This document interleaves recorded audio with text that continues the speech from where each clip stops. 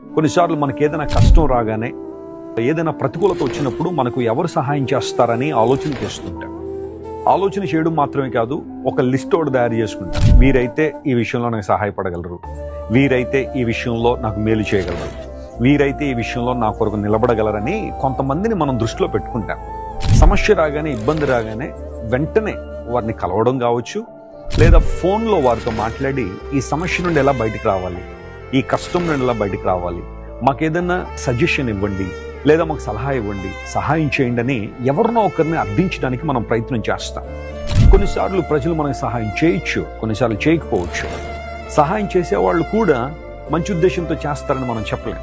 బహుశా వారు నీ నుండి ఏదో ఆశించి సహాయపడవచ్చు, లేదా వేరే ఉద్దేశాలు ఏమైనా ఉండుండొచ్చు. కానీ మనకు అన్ని విషయాల్లో నమ్మకంగా సహాయం చేయగలిగేవారు మన ప్రభు మాత్రమే. ఆపత్కాలములో ఆయన నమ్ముకొనదగిన సహాయకుడు అని పరిశుద్ధ గ్రంథం సెలవిస్తాం.